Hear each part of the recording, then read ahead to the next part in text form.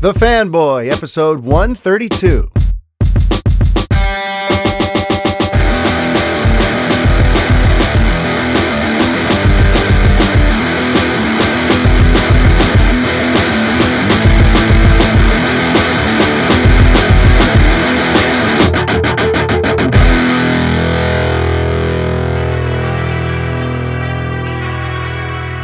Hi everybody, Mario-Francisco Robles, MFR here with you, and this is episode 132 of the Fanboy Podcast. How's everybody doing out there? Look, I know who's not doing so hot this week, and that's basically anyone who works for Warner Brothers, because this week has been a tough one. There have been a number of large stories from large publications that basically take a sledgehammer to the way that the DC Films initiative has been handled these last several years. From Fisher opening up more about his Cyborg issues, or Chris Terrio opening up more about what happened creatively on the two films that he was asked to write. It has not been an easy week of public relations if you work for Warner Brothers. And before I get into all that, before I start breaking down some Zack Snyder's Justice League numbers, I also just kind of want to offer a quick disclaimer. Today's show may have, from time to time, some sound effects in the background that make it sound like I'm recording to you live from the middle of the Battle of Metropolis in Man of Steel. But no, in fact, I am not in the middle of a large-scale alien invasion. There's just construction happening outside. It's been going on and off for the last 3 months. I am way over it. But the construction sounds and the beeping of the giant trucks and the smashing of the ground, that's happening intermittently as I record this to you. So if you hear any weird sounds, please don't worry about your boy. I'm not about to be crushed or annihilated by Krypton's invading forces. No. There's just construction happening outside. But now, in terms of things that were crushing or perhaps not crushing, we got our Zack Snyder's Justice League numbers this week. Or I should say we got some. And I've been saying for a long time, the numbers are going to really determine everything here. Everything about restoring the Snyderverse, everything about deciding whether or not green lighting the Snyder Cut was even a smart decision by them. A lot of things were going to become clear once we saw the numbers. And this week, some numbers began to leak out. And it's not, we're not going to get those exact figures we'd like. I know we'd love to see, okay, how many times was it downloaded on day one? How many times has it been downloaded overall?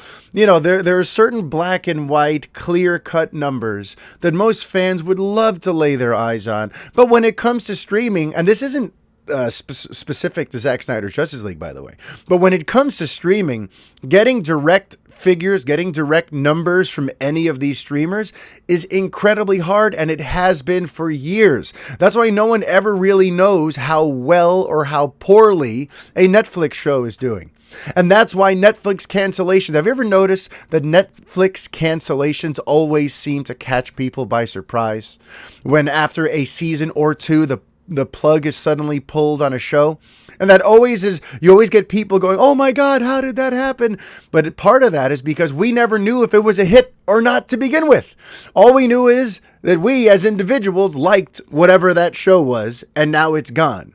Because these streaming shows sort of exist in their own sort of alternate data stream, and it's hard to ever really know if they're doing what they should be doing or not. And we only ever seem to know whether or not they're doing well by whether or not the show gets some more seasons, right? So we don't get to know, traditionally speaking, whether or not a show is a hit until we hear if it's renewed or canceled. That's how it's been ever since the streaming era began. Because in the past, you could just look at the Nielsen ratings and you could determine, okay, this show is pulling in consistently great numbers. Of course, it's going to get another season. We can compare those numbers to what's happening on the other networks at that same time slot. There was a more tactile way to digest and analyze numbers before the age of streaming, because Nielsen ratings allowed you to attach some specific data to viewership. Now, when it comes to streaming, a lot of it is more like peripheral media trying to measure exactly how much activity a streaming property generated? And how many times was the app itself opened up on the weekend that this thing came out? Or, how much of streaming traffic was dominated by a particular app when a particular series came out? And based on that, we could determine if whether or not that thing was a hit compared to stuff that opened on another streamer that weekend. It's all very sort of like kind of oddly vague and frustrating trying to make sense out of streaming numbers. And listen, a lot of it is kind of beyond my pay grade. So this week I've read an awful lot of analysis on the numbers from 3 or 4 different third-party sources, from different box office pundits and whatnot who seem to have somewhat of a grasp on the situation. And even with a week of reading up on all that stuff, I couldn't tell you one way or the other exactly how well or how poorly Zack Snyder's Justice League did. But what I can sort of share with you are just some general observations and some things to keep in mind. So a general observation is it didn't overperform. It doesn't seem like it made the kind of rallying cry dent that people were hoping. It looks like, aside from like perhaps its day one release, it was never really number one in any of the big main metrics. Now, that's not a bad thing. It was still in the top 5 or possibly second or third place. Like overall, over these last several months, Zack Snyder's Justice League, that film has done well enough to be in the top 3 or 4 or 5 streaming properties of the last 3 or 4 months. So that's pretty impressive. It's there in the conversation for top things streamed. And that's a big deal because, remember, Warner Brothers did not promote this film. There was not a traditional press tour, right? We didn't see Ben Affleck and Gal Gadot out there doing fresh interviews for Zack Snyder's Justice League. The only person really doing any press for it was Zack Snyder himself. But his blockbuster cast wasn't even asked to come back and promote. And the only real actor that you had pushing it was Ray Fisher on his personal Twitter account. But this was not a film that was pushed heavily by the studio. So that's something to factor in too. So it wasn't promoted all that hard. The cast didn't go out and do press for it. And yet it still seems like it's within the top 5 of all streaming properties of these last 4 or 5 months. A lot of people use Wonder Woman 84 as sort of like the barometer. And unfortunately, even with Wonder Woman 84, we don't have exact figures for how it did. Okay, we still don't. We don't have exact numbers to attach to the success or failure of Wonder Woman 84. But that is kind of what people are using as the beginning of our comparison, since it is another major DC blockbuster that has hit HBO Max in these last few months. A lot of people look to that and then say, how did Zack Snyder's Justice League compare to that? And unfortunately, it did not ever actually eclipse Wonder Woman 84. It sounds relatively close, but overall Wonder Woman 84 was the bigger hit. And then the bigger issue is that around Justice League, you had other films that generated more of that activity on the apps than Zack Snyder's Justice League did. You have films like Judas and the Black Messiah, which is like an indie, more art house, hard-hitting historical drama. Not really the kind of movie that you would typically expect to do better than a Justice League movie, right? Then there was the Tom and Jerry movie that came out at the very end of February. That apparently did really well, and according to certain third-party metrics and whatnot, it actually did better than Zack Snyder's Justice League. And then you have the head of Legendary Pictures coming out and pointing out that Godzilla vs. Kong, which came out a week after the Snyder Cut, you have the head of Legendary Pictures saying that Godzilla vs. Kong led to the largest increase in HBO Max subscriptions of any film on the platform so far. So it didn't do as well as Wonder Woman 84, and it was beaten a week later by Godzilla vs. Kong. Meanwhile, Tom and Jerry and Judas and the Black Messiah apparently also performed better than it in most of the metrics that get passed around now in terms of streaming suppliers. So, like I said, it's still in the top 5, which is no small feat. Because when you're not getting promoted, when you're not having a studio put all of their energy behind you, it's very hard for you to stand out, especially in this age where everything is streaming. Remember, we're still amidst the COVID pandemic, where most people get their entertainment through streaming. So if your movie or show comes out and it's in the top 5 of all streaming properties that are currently on the market, that's a pretty big deal. That means that it cut itself through an awful lot of noise, and people who had an awful lot of options still found time to watch this movie enough to make it a relative hit. Now, what does not seem to be the case is that it's going to be the kind of hit that's going to justify sequels, that's going to justify a Justice League 2 or 3. But that's okay. Look, a lot of people have focused on that this week. And I use this phrase too about how, like, if this data that was published in Variety on Monday is to be believed, if this stuff is accurate, if this is an accurate depiction, that this thing was far behind Godzilla versus Kong, behind Judas and the Black Messiah, and didn't touch Wonder Woman 84, it's basically the final nail in the coffin if you want Justice League 2 and 3, right? And I said that, and it's a couple of you got a little hurt by that, but it's just the truth. And aside from that, you got to remember, though, this thing didn't have to be number 1 to be a hit. And what I mean by that is Warner Max only spent up to $70 million on this streamer, on this movie. Remember, people like to focus on the fact that this is a $325 million blockbuster. But remember, that's not the case for Warner Max. That's not the case for the folks at HBO. These were the first dollars they ever spent on this Justice League movie. So that 70 mil, that's all they really wanted to see come back on their investment. They wanted to see if that 70 mil generated enough buzz and subscriptions to justify greenlighting that thing. And I don't see how that isn't the case. Again, we're going to have to see what the churn rate looks like. But a $70 million streaming project getting this level of buzz and leading to a surge in subscriptions, maybe not the big, huge surge we were hoping for, but it led to a surge in subscriptions. It led to a lot of general buzz and activity. And it's buzz and activity that only cost them $70 million to generate. So when people talk about Zack Snyder's Justice League not being this runaway smash hit, yeah, listen, it sucks that that's probably not the case. But you got to remember, it did not have to be, and it does not have to be for the Snyderverse to live on.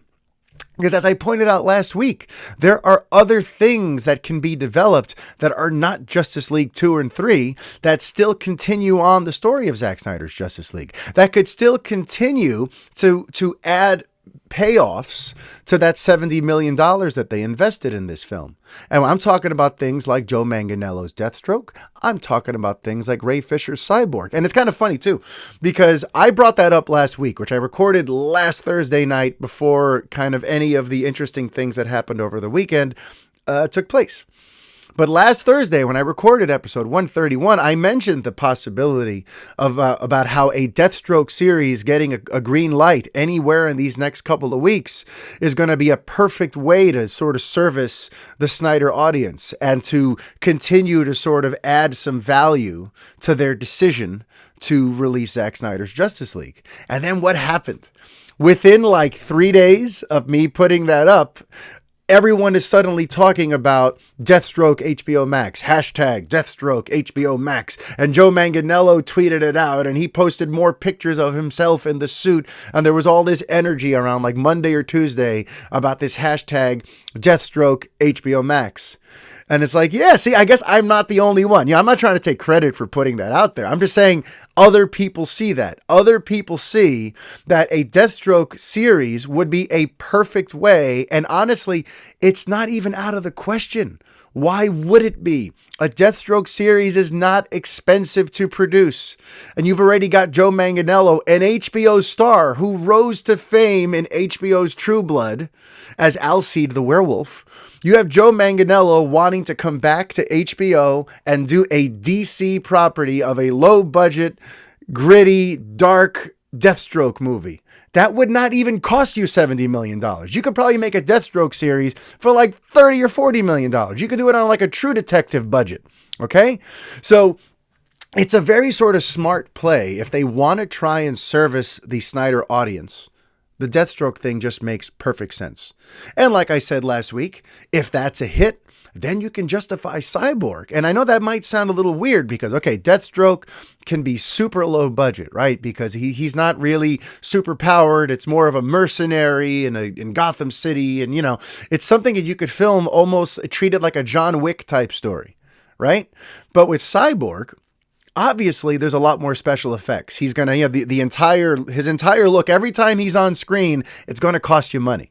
And he's a guy who has to fly. He has abilities. He transforms into stuff. It's instantly a much more expensive proposition, a Cyborg thing. But I don't think it's unrealistic because we know that virtually everything we saw in Zack Snyder's Justice League was new, was stuff that had to get sort of redone and refinished because Joss Whedon didn't use any of it. So Joss Whedon had thrown out pretty much all of the old Cyborg footage. Had thrown out anything else. So, and that's stuff that stuff that hadn't even been completed at the time. It wasn't 100% ready to go to theaters anyway. And he just cut it. So all this Cyborg footage that we just saw in Zack Snyder's Justice League got to look as good as it did in these last few months. That means that within that $70 million budget, which had to cover a lot of ground, that was not just for Cyborg. That was to cover the Nightmare reshoots. That was to cover all kinds of special effects. And they were able to do it within $70 million. So all that Cyborg stuff we saw was just some fraction of that $70 million. So clearly there's a way to tell a Cyborg story without breaking the bank, without having to make it this huge, expensive extravaganza. So when it comes to Cyborg, I still hold firm that there's a very real way for us to one day get a Cyborg continuation. I really hope it happens. I loved the stuff that he was working on with Terrio and Snyder. I loved what he wanted his Cyborg to represent. You know, and when I watched Zack Snyder's Justice League, I was blown away by like, this is such a thoughtful, inspirational, aspirational arc. You know, it's such a damn shame that they cut it. So listen, I would love for them to do it, and I don't think it's cost prohibitive. So ultimately, it's going to come down to the fact of, do we think that Zack Snyder's Justice League made a return on its $70 million investment? And again, we're not going to know that for certain for a few months, but for the time being, we know that it did some success. And we know that a $70 million movie doesn't have the same stakes, doesn't have the same baggage and expectations as a $300 million movie. So even though these numbers are not blowing us away, even though these numbers are not the impressive ones that make us feel justified, they don't have to be. Okay?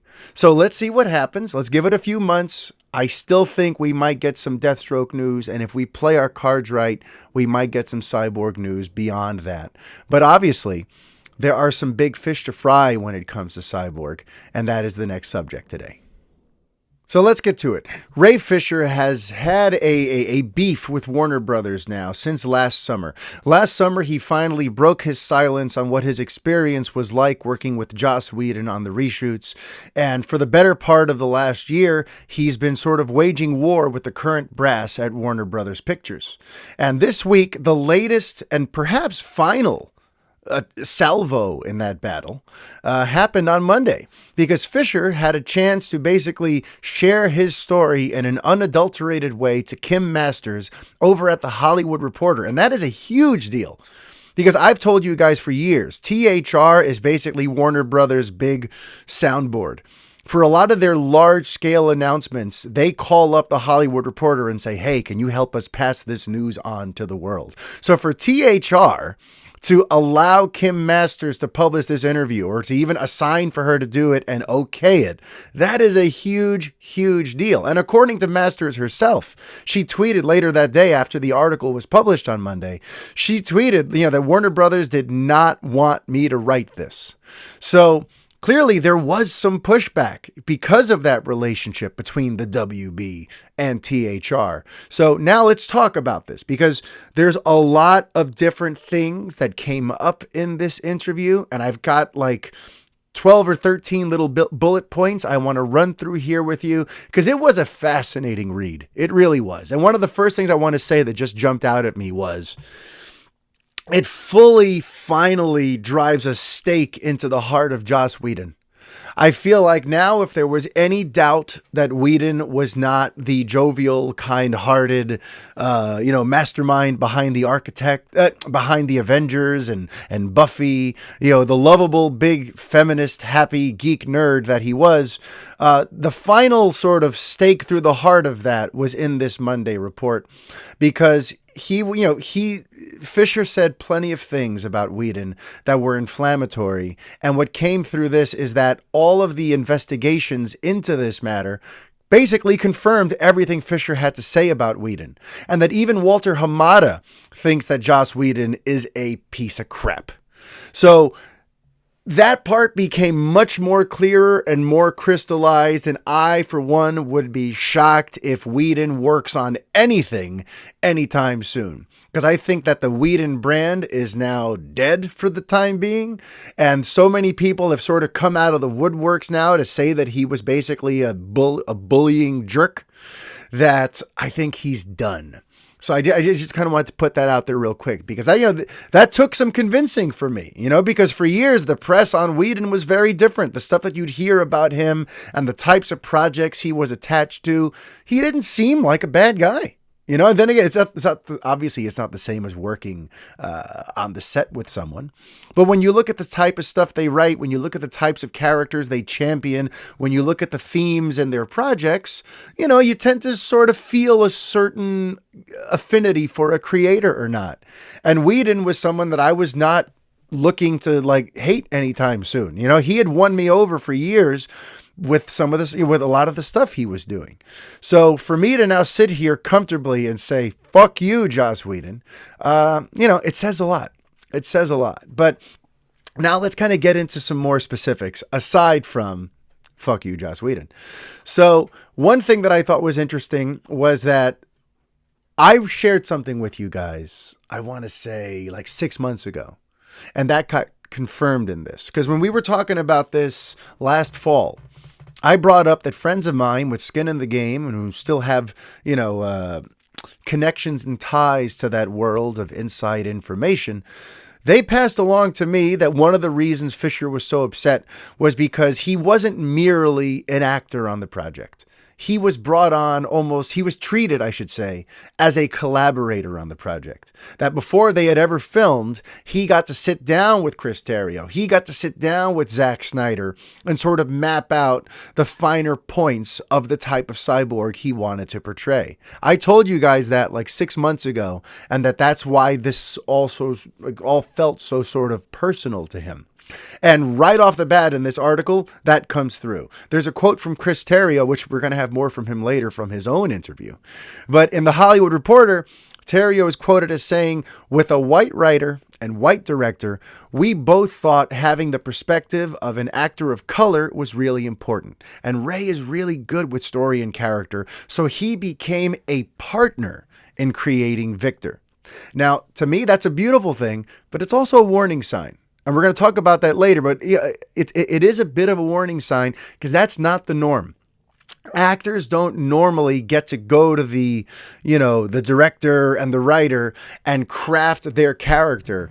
When it's a movie of this stature, when it's a character that they didn't invent, when it's attached to a property that's been around for decades, when it's a $325 million epic that's being overseen by corporate conglomerates and film studios that have been around for 80 years, it's not par for the course to have a little known actor sit down and map out what their character is going to be like. And we'll get to more of that in a bit. But the point is, Terrio and Snyder clearly created an atmosphere where that sort of thing was okay for Fisher, who had never worked on a big film at the time. So maybe he thought that this is par for the course, that you're allowed to go and basically say, how do I tailor this to what I want it to be, you know?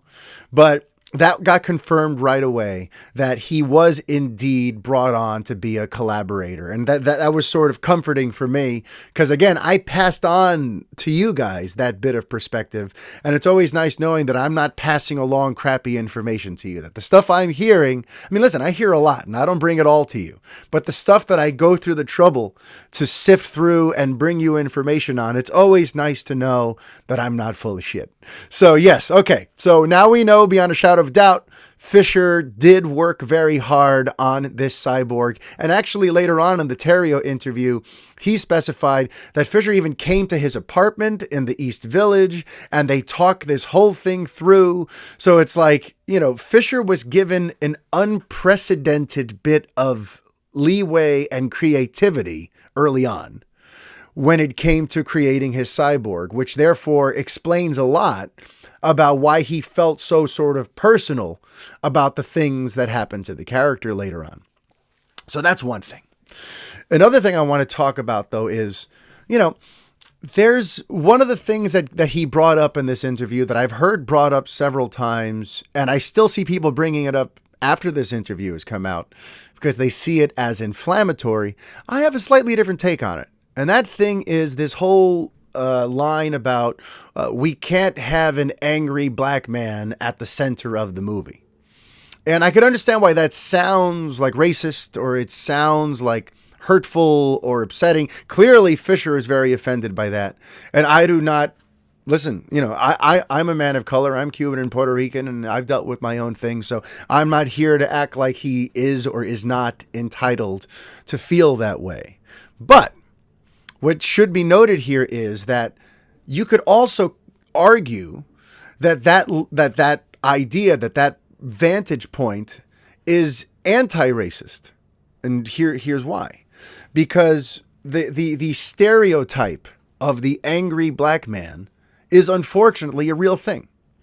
It is one of the stereotypes. You know, there is an angry black man stereotype, the black man who feels held down, who's mad at the world, who feels like he isn't accepted and given the same opportunities as everyone else, and so on and so forth. You know, that is a stereotype. And they were worried that as they're chopping this film down to 2 hours and trying to simplify all the narratives, when they look at Fisher's plot points, when they look at, you know, at the Cyborg that is currently on deck for this movie, it is a Frankenstein's monster, more sort of tragic version of the character. And if they're going to put all of this, you know, make him the heart of the movie, but the joy in the character doesn't really become clear until maybe the final minute, you could kind of see where, like, you know, it's going to look really bad for us if the only black superhero, and, you know, remember, this is before Black Panther even came out. So this was their chance to portray a black superhero on the big screen before even Marvel got to do it, right? And they're probably thinking, it's not going to look good if the only black hero is just mad all the time and is mad at society and mad at the world and feels like this ugly, misunderstood Frankenstein. We don't want to give the impression that that's what we think black people are. You know what I mean? So you could actually argue that it's a different, you know, that they were actually trying to protect Cyborg in a way, and thinking that portraying him as this tormented Frankenstein character doesn't really do Cyborg any favors.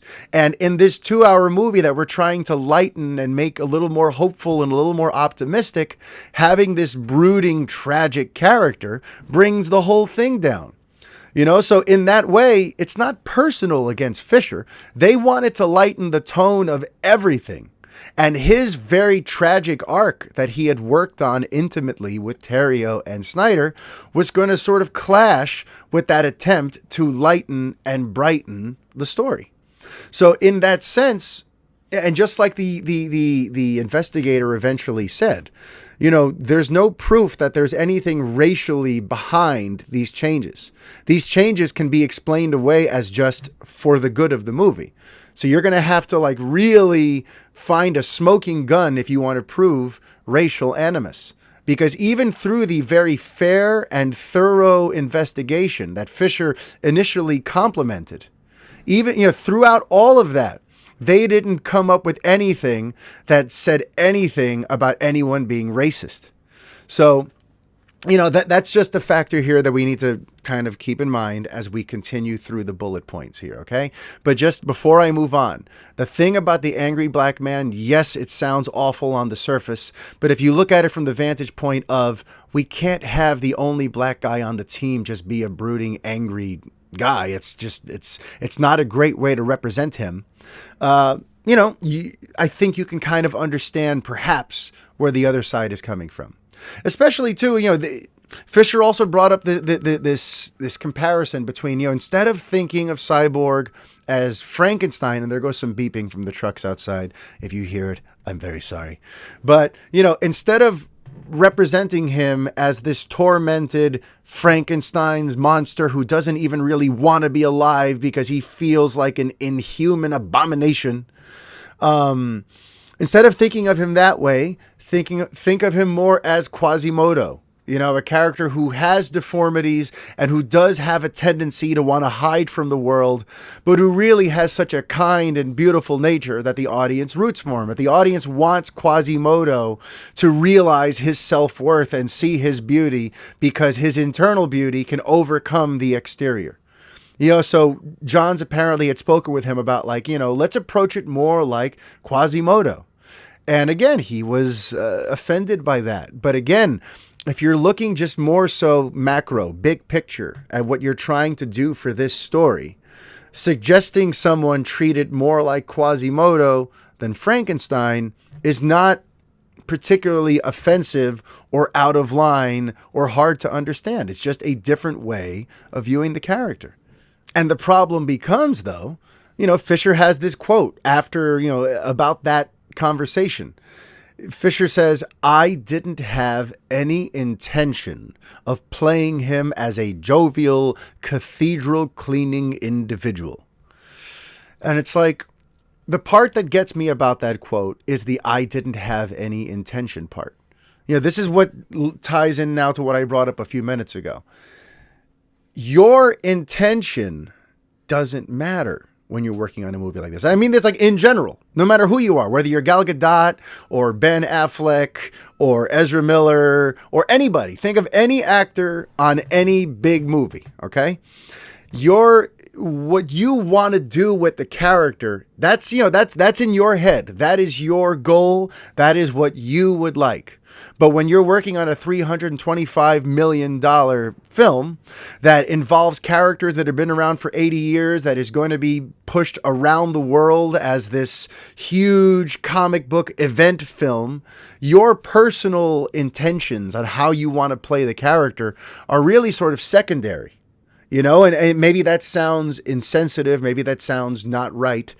But remember, we're not making these movies to please the actors in the movies. We're making these movies to please the fans who are going to buy the tickets and the toys and everything. So, that line from him, to me, it conveys almost just a misunderstanding of your part in all this. Because yes, I understand, Mr. Fisher, you have a way that you want to do it. You had a way that you intended to do it. But at the end of the day, when you're on a film set and you're working for Warner Brothers and they're the ones signing your checks, you got to do it the way they tell you to do it. It's nothing personal. It's not because of the color of your skin. It's not because of anything else. There's no widespread conspiracy.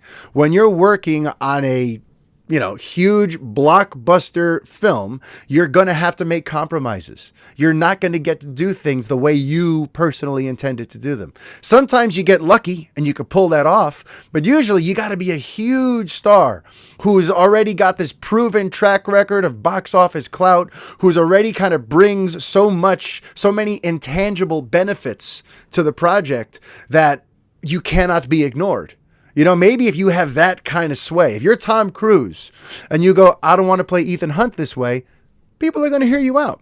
If you're someone who this is your first big movie, you're going to have to, unfortunately, you can make suggestions, but once they slap those suggestions away, you got to just tuck your tail, go and do your job and get out of there. That's just the nature of the business, and it sucks that like feelings were hurt and that it felt so personal and all that. But, at the end of the day, that line, I didn't intend to. It's like, well, that's not, I'm sorry you had no intention of doing that, but it's really not your call. Let's see.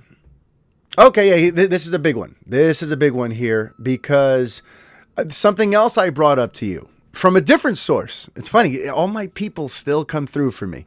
But after, or maybe even as part of that same conversation I had with you guys 6 months ago about the Fisher situation, I also pointed out that one of the things going around is that Johns may have threatened him. And that is a legal issue. If Johns threatened him, if Johns said, you either do what we say or you get fired, that would be a legal issue and a huge problem. So that was also part of, hopefully, what this investigation was going to unearth. Was there a threat? And unfortunately, according to Fisher himself, there wasn't one, because now he's finally able to explain what it was that happened between him and Johns. And I'll just tell you the way it is laid out using Fisher's own quotes. Okay. So, Johns called Fisher into his office right before they were set to film. They're in Burbank, California. And Johns calls him in to let him know that it's not cool for him to have gone to Toby Emmerich with his ideas and the changes that he wants made for Cyborg. And that's not like wrong of anyone to say. There is a chain of command. You don't, if you have a creative qualm, you go to the director or the producer, and depending on the relationship they have with them, the writer. Those are the people that you deal with, the people who are actually on set, part of the everyday making of this film. Now, if you've gone to those people and they've said what they've said, and then you go to their bosses over their heads, that's a no-no in any job. In any job, that's going to lead to an issue. Think about it. Think about no matter what you do, okay? If your manager asks you to do something, and then you tell the manager you don't want to do that thing, or you have some issue with what the manager said, and then you go over the manager's head to the owner of the business, that is going to cause a situation, because there is a chain of command, and that boss hired that manager to deal with these problems. The boss doesn't even want to hear about your stuff. They have a manager to deal with that stuff. And I bring that up because, like, you got to imagine Emmerich probably called Johns and been like, hey, is everything going all right with Justice League? Because I'm getting emails from cast members with script notes. Like, you gotta get your affairs in order here. You know what I mean? No boss wants that to be happening. So what happens here? Johns tells Fisher, you don't go to, there is a chain of command. You can't just go to the boss. It's just not cool. And then, according to Fisher, he said, I consider us to be friends, which Fisher says they weren't friends.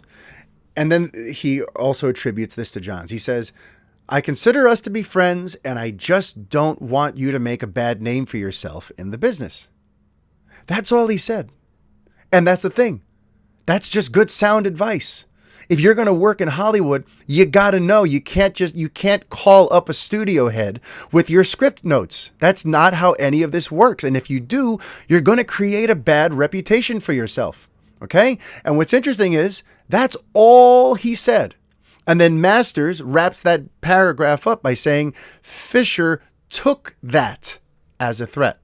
So all this time of hearing about the threat, and it's apparently just a matter of interpretation. That's just how Fisher perceived it. That's him sort of reading between the lines. Like, oh, he's telling me that, I have to be careful because, in this business, that's not the way things are done. He's saying that I'm going to give myself a bad name. But instead, he's looking at that like, oh, so he's threatening me that if I don't play ball, that I'm going to be blacklisted from Hollywood. That's how he chose to interpret it. But the actual words he attributes to Johns aren't those words. It's just the way he interpreted those words. So that's interesting too, and it's something that we really kind of have to factor in here. The head of DC Films, Geoff Johns, calling you in and saying, I don't think you should be, you should make a bad name for yourself in the business by doing stuff that is a clear no-no. That is not a threat. That is someone trying to level with you as a new actor, letting you know how things go. And then, in an attempt to continue the racist narrative regarding Geoff Johns, this thing is brought up regarding Krypton. There's a couple notes on Krypton, and I want to address both. I'm going to start with the thing about the hair, because Nadria Tucker has brought up this thing about hair and this black character wanting to have different hairstyles depending on the day and so on and so forth. And she apparently got a lot of blowback from that from Geoff Johns. But as I'm reading this, I'm also just thinking about how this is a continuity issue. On TV shows, you got to have the same hair all the time so that when you're reshooting things or if you're going back to certain days, you got to make sure the hair matches. But even beyond that, right now, I want you to close your eyes and I want you to think about your favorite TV characters. Now think about even the supporting cast. And when you think about your favorite TV characters, don't they always look virtually the same? Don't they? Only the clothes change, but the general appearance looks exactly the same. And maybe from season to season, you'll see a thing where like, oh, okay, in season 2, this character has a little more scruff than they did in season 1. But then that's a choice made for the entire season. It's just the way TV's always been done, that recurring characters need to look alike all the time. It's not a racist thing. It's about helping the audience build familiarity with the characters and to not create unnecessary distractions that don't impact the story. Like if it's part of the story, like, oh, you changed your hair, what's that about? And it's part of a character decision in the story, sure. But if it's not part of that, then it's really just a distraction. So all characters always look virtually the same for the entire season that they appear on. You're not going to see a character in episode 1 look totally different in episode 2, then totally different in episode 3, and then episode 4, they have the same hair from episode 1. That's not what happens. And while Nadria Tucker is absolutely right that in black female culture, having extreme changes in hairdo is a normal thing, I mean, who could argue that? Absolutely, it's true. But that doesn't change the fact that on a TV show, you got to keep the hair the same for the whole season. That's just how it's always worked. It's just how it's always worked. So I don't know why this had to get worked up into such a thing. And it's funny because through his reps, John said, like, it's basically unfortunate that a basic conversation about a continuity issue is now being turned into something much uglier. And the thing is, even if you were to just remove everything you know about this Krypton show and just use your own experience, TV characters almost always look exactly the same except for their clothing. That's just the nature of television. Okay? It's nothing personal. It's not a race thing. Everyone's hair stays the same throughout a season. Okay? And the other big thing about Krypton, and this one, I understand why this sparked some outrage, but as usual, I have a slightly different take on it. The other thing about Krypton, which Geoff Johns worked on, was that there was talk about having Seg-El, which is Kal-El's grandfather, be played by a black actor. That guy from Bridgerton, what's his name? Reggie. See, I don't have it now. I should have known. He seems awesome. A friend of mine says that he would make a great Superman. And honestly, I mean, he seems like the type of guy who maybe Ta-Nehisi Coates and J.J. Abrams should contact if they are thinking of doing a Black Superman thing. But there was talk that they were thinking of casting him as Kal-El's grandfather, and that Johns didn't want to do that because they felt like Superman having a black grandfather is just going to cause a distraction. In theory, they need to be casting someone who could be Henry Cavill's grandpa, or at the very least, the grandpa of a more traditional Superman. And this gets tricky. Again, I know that this is a polarizing and divisive hot button issue for some of you, but you got to understand, when it comes to race bending certain characters, unless it's part of the story, unless it's part of why a particular movie or series is getting made, because let's say they're making some alternate Elseworld tale and part of it is here's a black Superman, unless you're going to justify it in that way, then there's really no need to do it. No need to do it. Because then it just seems arbitrary. Then it seems like you're race bending just for the sake of race bending. And when it comes to this Krypton thing, yes, technically speaking, of course, especially a light-skinned black actor like the one they were thinking of course he could have a grandson that basically looks Caucasian in real life. Of course. That's how it works. But as you're promoting this show and as you're trying to sell it to the widest audience possible, if you're going to sell a show about Superman's grandpa, but the star is a black guy, it's going to create just a little bit of confusion. There's going to be people going, oh, so is this leading to the birth of like a black Kal-El? It's going to create like questions that don't really need to be there unless it's part of the story. So if you're trying to do a show that's just like where the actual hook is, this is about Superman's grandpa dealing with some old crazy stuff on Krypton, then if that's all you're really trying to do, then you don't want to add elements to that are going to sort of confuse what the premise is or confuse what people should be focusing on. Especially if your show is on sci-fi, which means your audience is going to be sort of limited to begin with. You want to try to welcome as many DC fans as possible. And doing something that might imply that you're making Kal-El black is a way to like make certain members of the fandom go, oh, this is just another one of these like social justice warrior shows where they're trying to completely change a character that has always been portrayed a certain way. Now they're trying to make him black just for the sake of some sort of quota or diversity. I'm not saying that that's right, but you create sort of a whole extra conversation around Krypton that perhaps didn't need to be there. So this idea that like Johns is against changing the races of characters or whatever, I mean, it's a little ridiculous because he's already got history of doing that in the comics. I mean, with Cyborg specifically, Johns is how Cyborg ended up on Justice League. Okay. But there's also characters that he's changed over the years from traditionally all white teams. He's changed characters in Justice Society. He's changed characters elsewhere. This is not a guy who is against that. This is a guy who's trying to produce a show about Krypton, about, that's supposed to sort of feel almost like a prequel to Man of Steel, and he just doesn't want to create unnecessary questions. Clearly, he's not against changing the race of certain characters. He made Zod, or he made like one of Zod's relatives a black guy. So it's like he's not against doing that, but when it comes to Superman, you don't want to create something that's going to be a distraction or that's going to make it harder for people to want to check out your show. You want to invite as many Superman fans into the tent as possible if you're making a show called Krypton. And for better or worse, you're going to create some uncomfortable conversations if you make his grandfather black.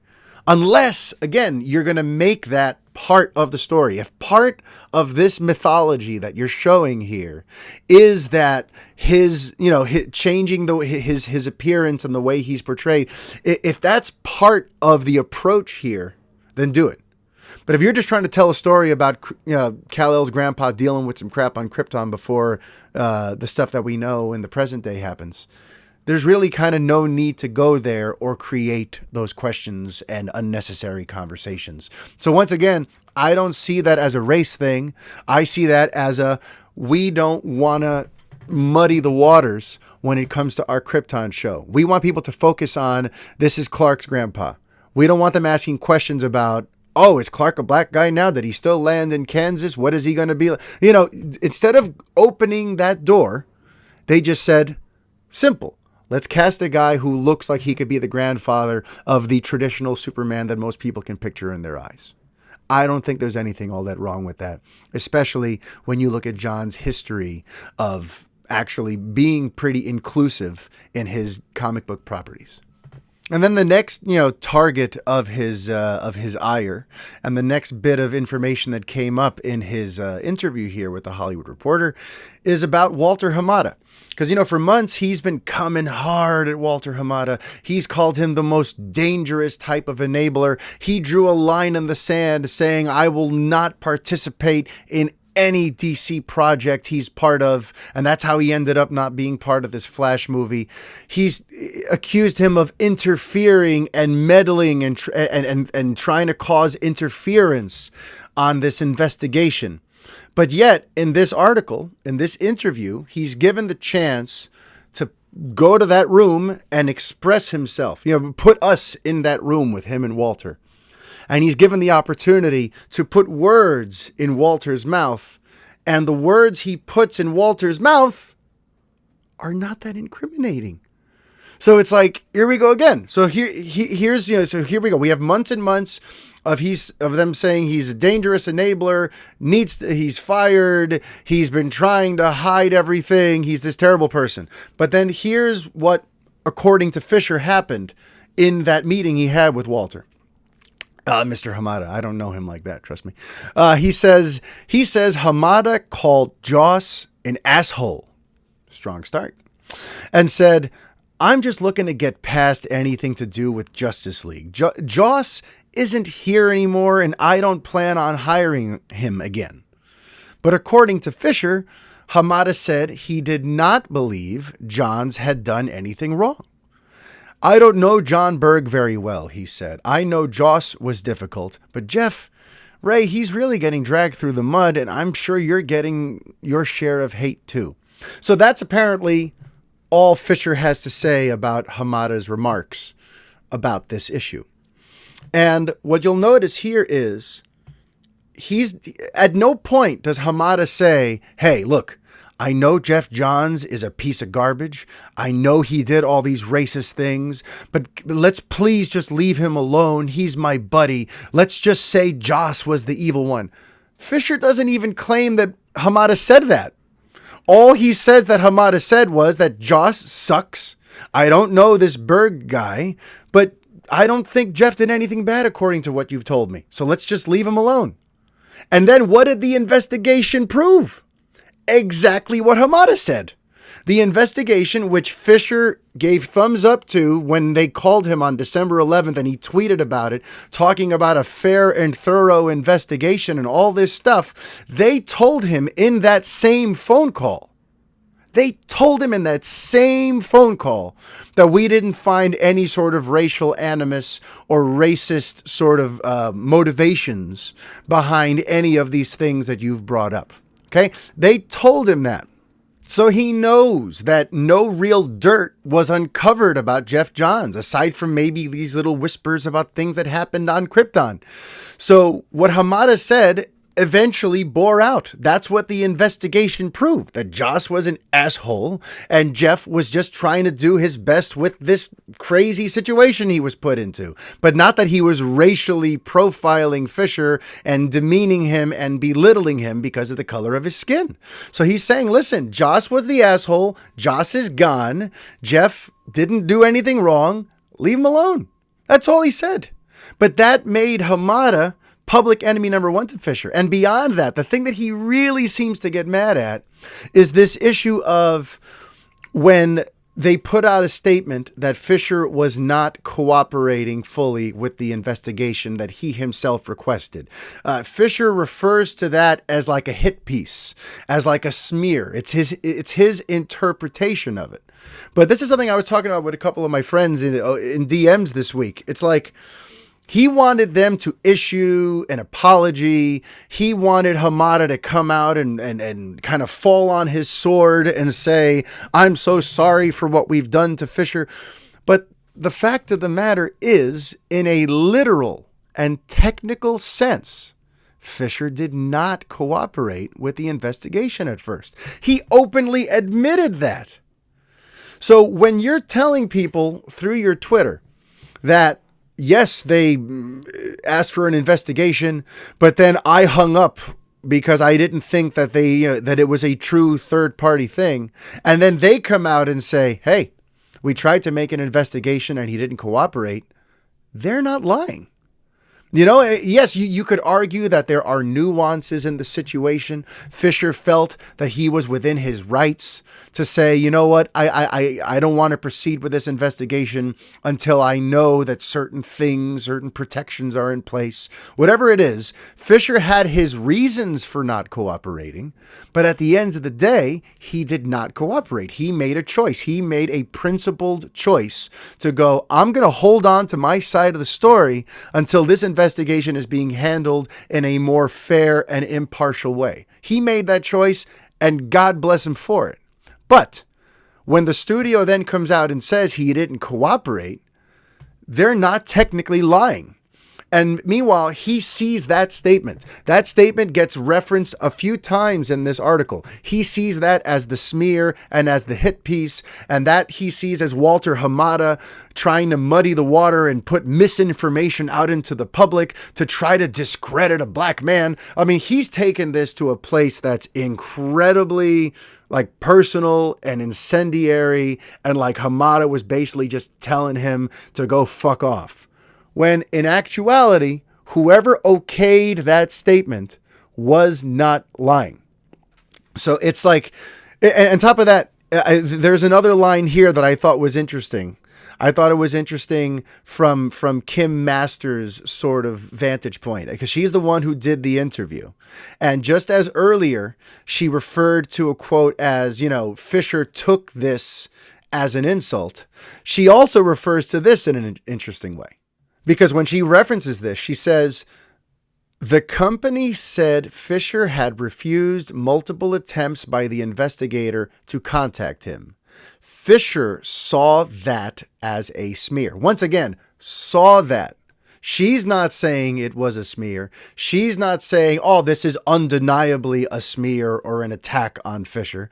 She's pointing out, once again, the studio did this, and here's how he saw it. Here's how he personally looked at it, which, that sort of implies a certain amount of separation between what he's saying and the truth. It's interesting. Throughout the interview, she presents a lot of what he has to say, and she's clearly advocating for him, but she won't go so far as to say that his claims are 100% what happened. She keeps saying, this is what he said, but this is just his side of the story. And then here's what the other side, and the other side almost always contradicts what he's saying. So she did a wonderful job with the interview, but she also made sure to be, a fair journalist and not just go and point angry fingers in one particular direction.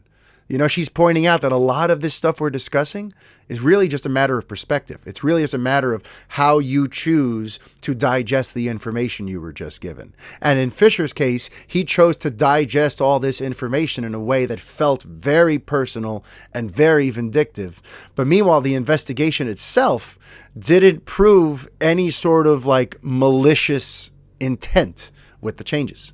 Forrest herself released a statement, that is cited in this. The company responded with a statement from Forrest saying Hamada was credible and forthcoming and did nothing that impeded or interfered with the company's investigation. And when asked, are there further examples of him trying to impede things? What is it that he did to try to tamper with this? There is nothing. All Fisher says is that he had that, the conversation about Joss is an asshole, but leave Geoff alone. That's what he counts as tampering. So it's like, once again, these huge accusations he keeps leveling at people. Now, when he's given a chance to back them up, there's no smoking gun in any of this. And you could argue the other side's perspective very easily if you want to. If you're not going to be biased, if you're not going to have like a dogged horse in the race, you can easily see how all of these things he's explaining one way can be explained another way. And when that happens, it messes with your credibility, unfortunately. And he seems like very pissed that like the racial angle was focused on so much. In the article, it says, to Fisher, the information Forrest shared was so limited that it seemed the purpose was clear. She was only authorized by Warner Media to attempt to explain away anything to do with race. But like, well, yes, Mr. Fisher, yes, because that is a legal problem. This investigation is not an investigation into hurt feelings. This is an investigation into, were any rules broken? Were any laws broken? Were any protections that we as a studio are supposed to offer you as a talent? Were any of those protections reneged? Were any of those protections not offered to you? Were you discriminated against because of the color of your skin? That's what they had to figure out, because otherwise there's no other remedial action to take. How do you punish someone for hurting someone's feelings? You know, so when the fact that he's angry about like, oh, this was all they cared about was the racist thing. And as soon as they said that there's no racist thing, now it's no big deal. Well, yeah, that's kind of the thing. Because the purpose of the investigation is to find out, did we do something wrong? So probably the first priority was figuring out, did Geoff Johns threaten him? And then as soon as they figured out, okay, he didn't threaten him, then what's the next big thing? Oh, the race thing. And then once the race thing comes back and no one has anything racial to say about anyone there, now it's time to move on. You know, so the fact that like Fisher goes out of his way to denounce the fact that this investigation was really just boiled down to a race thing, but it's bigger than that. It's like, it's not really. You have to prove where somebody broke a rule so that someone can get fired or penalized. If at the end of the day, all you're going to give me are your feelings and hunches about why someone did something, we can't help you with that. And we can't prolong an investigation and release further statements and do all this stuff based on things that are not law breakings, based on things that are not a betrayal of our rules on set. So it's just, it's a frustrating situation because I know his heart's in the right place. I'm not saying any of this out of any sort of dislike of Fisher or even what he wanted to do with Cyborg. You know, like I said, maybe a half hour ago now, you know, I've been saying it for the last few weeks across different Zack Snyder's Justice League review shows I've been on. I loved his Cyborg, and I can fully relate and understand where he's coming from and why his heart felt ripped out of his chest with what they did to his character in that film. But when it comes to all this stuff with the investigations, you know, and seemingly wanting to get people in sort of large scale trouble or completely rock the boat over at Warner Brothers, I honestly think he bit off way more than he could chew, because based on the stuff that he was, you know, going to have to provide a burden of proof for, nothing he really brought to the table is enough to get anyone fired. And before I move on from Fisher, I also want to touch on this issue of the Flash movie, because that came up in the THR piece. Because as we know, Cyborg was offered a role. Ray Fisher was notified last summer that there was going to be a part for him in the upcoming Andy Muschietti directed Flash movie. Big deal, right? But then how did Fisher respond? Fisher responded to all this through the filter of, I'm having this war with the studio. And what he said, essentially, he drew a line in the sand. He made an ultimatum. He said, since Hamada is the worst kind of, what did he call it? Enabler, and all of these things that he said, because of this, I refuse to participate in any DC film he's a part of. And ultimately, he forced their hand.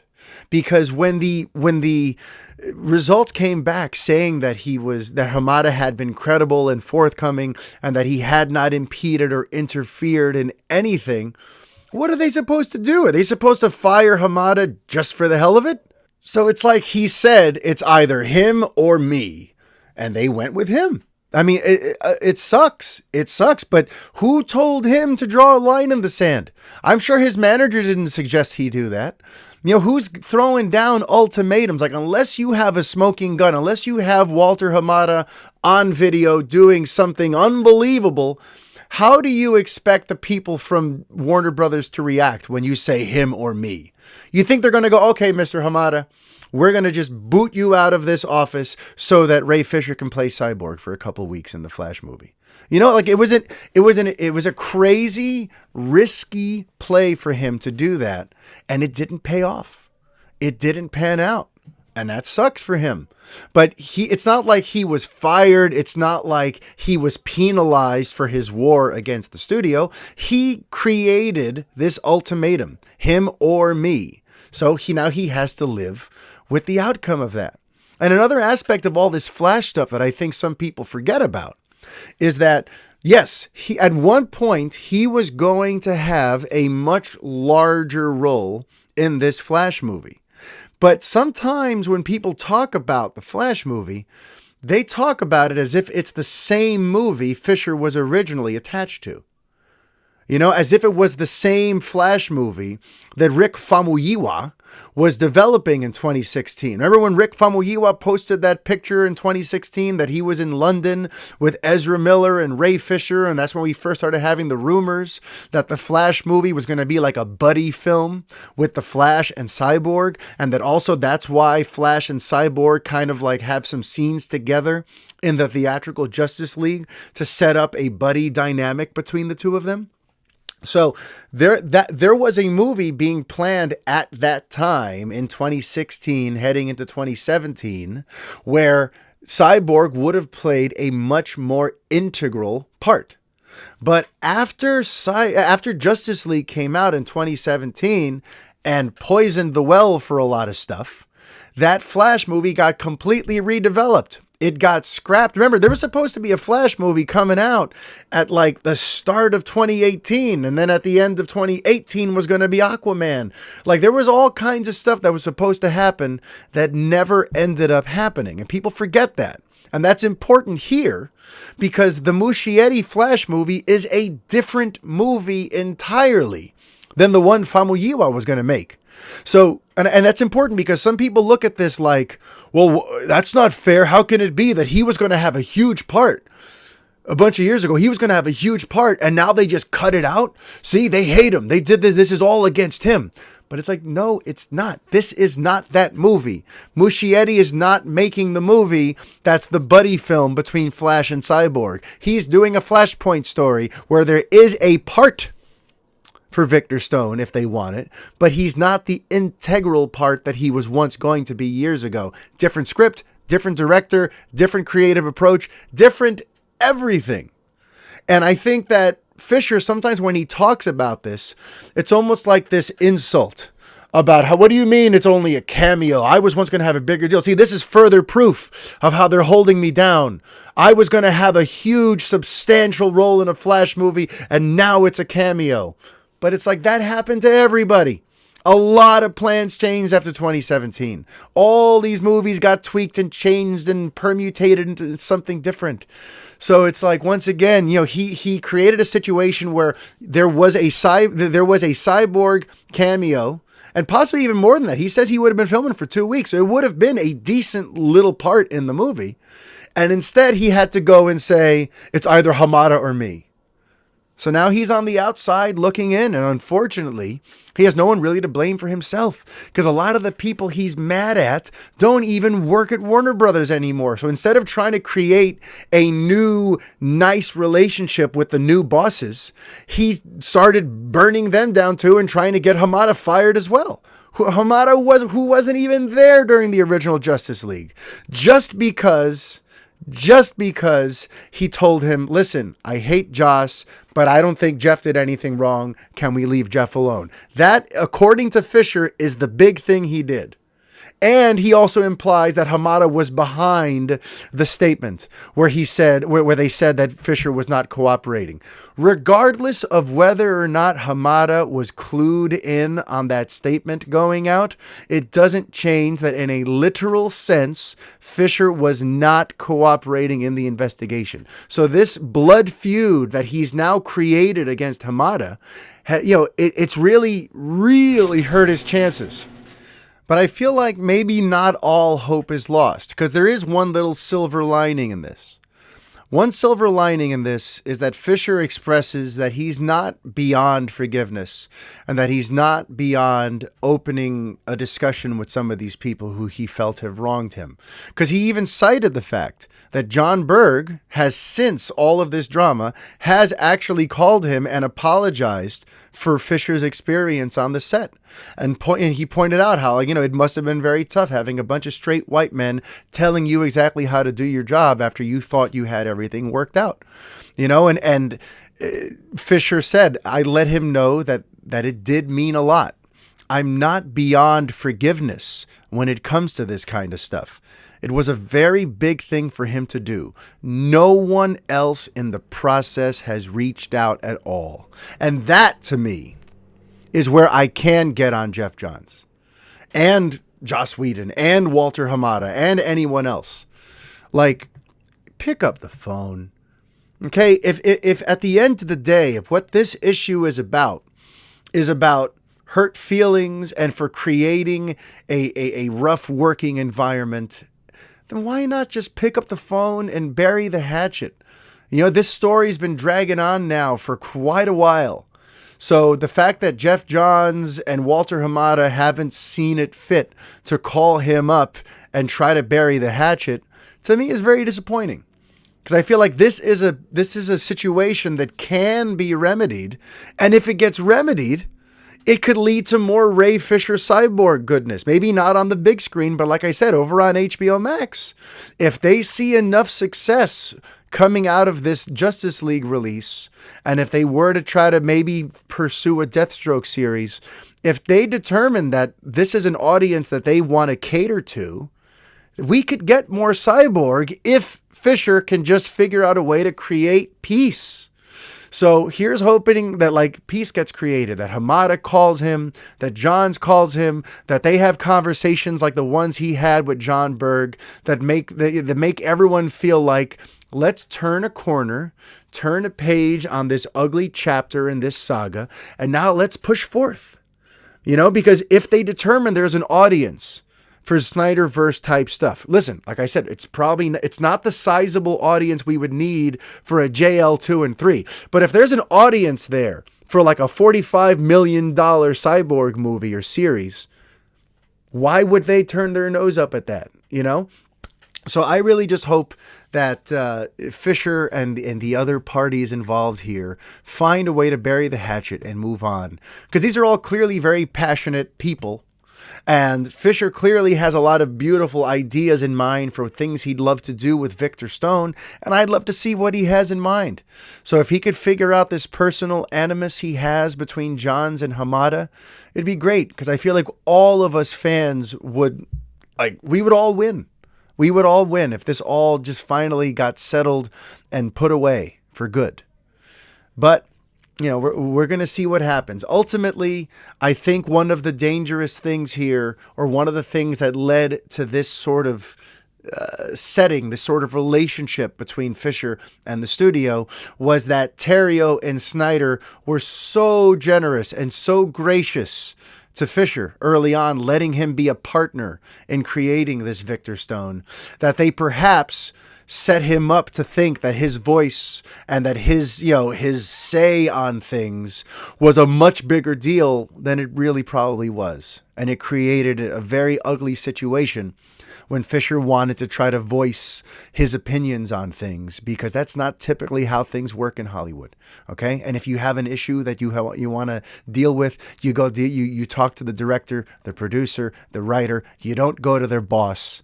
And also, once you go and you bring that note to the director and they say, I hear you, but no, unfortunately, that's the end of it for you. You're an employee and you got to do what they tell you to do. It is what it is. But Terrio opening that door up for him, Snyder opening that door up for him, was a beautiful gesture. And, I do want to talk now about Chris Terrio, because he had a lot of very, very interesting things to say this week in his interview with Vanity Fair. So this Terrio piece from Vanity Fair to me was very interesting, but sort of for different ways. It's funny to me that a lot of what came out in this interview lines up with just opinions I've had over the years.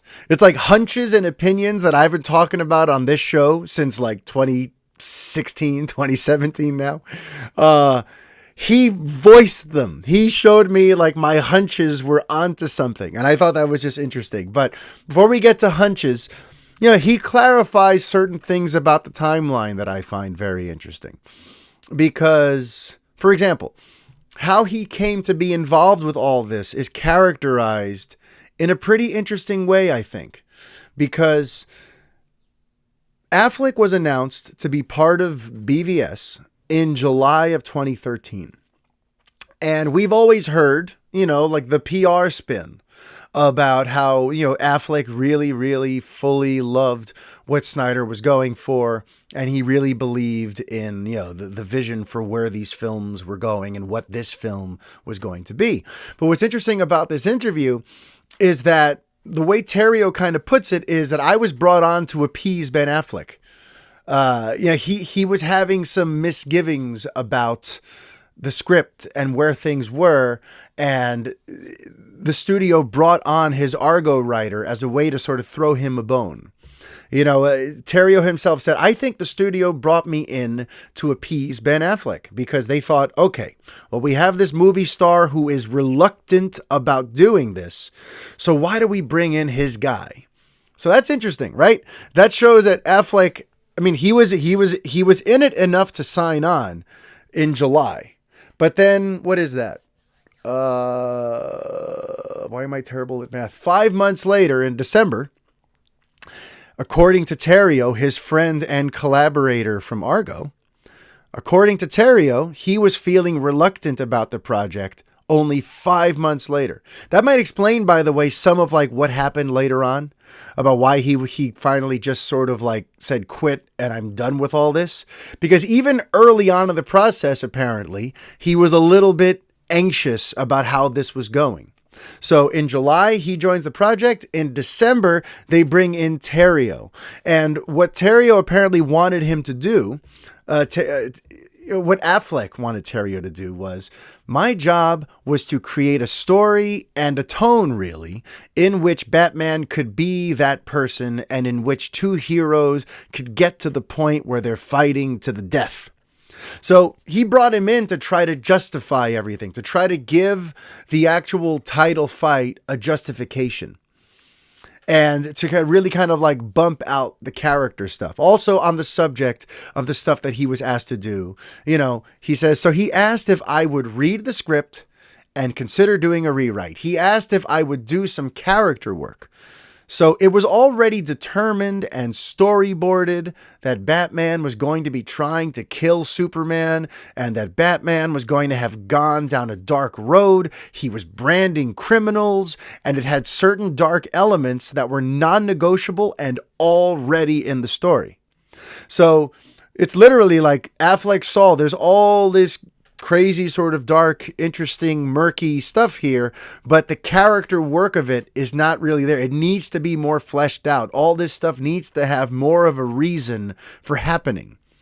Because right now, I guess maybe at the time, it was just feeling like it's happening arbitrarily. It's happening because someone decided it should happen, as opposed to a story that really justifies why Batman and Superman are trying to kill each other. Or rather, at least why Batman's trying to kill Superman. So that's an interesting way to sort of frame why he came into the project. He came into the project with a script that was already in place, that had apparently already been written on and worked on by the studio alongside David Goyer. So he came in and inherited that script, and Affleck said, okay, here's the script. Can you just beef it out some more and add more motivations, flesh out the characters and make everything have more of a strong reason for being. And I just think that's an interesting way to approach entering the project, because it's not like he came in from the beginning and wrote this thing from scratch and it's his baby and it's his vision and it's exactly how he would have done a Batman Superman movie. No, he was brought in to basically help make this make sense. And that's not to say that he didn't like, some of what was in there. He has another cool quote in this interview where he says, I came into it thinking the only way that this could work is as a fever dream or as a revenge tragedy. I thought, how do we create a story in which Bruce Wayne is traumatized by the war of Krypton coming to Earth, and in which he enters into this kind of madness? He becomes Captain Ahab, and he won't listen to saner voices like Alfred, for example, who are telling him to just see reason. He's a man possessed. So the film was dark by its nature. So I just think that's fascinating. I only read that quote because I think it's just, again, you could tell he took it very seriously. And he's like, okay, you want these guys to fight? Then I'm going to dig down deep into Bruce's psyche and give him like a real, tragic, powerful, mythic sort of reason for having to get vengeance against Superman.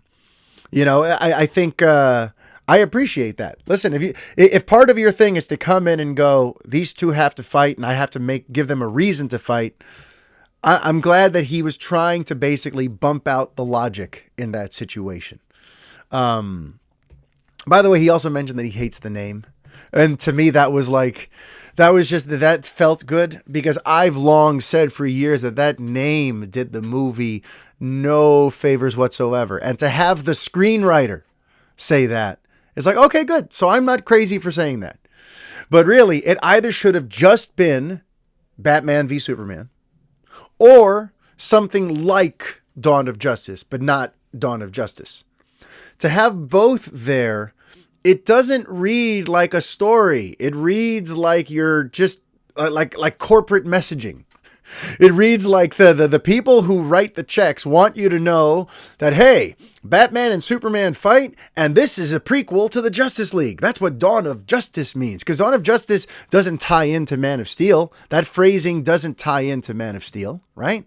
So what does that title mean as a sequel to Man of Steel? It means nothing.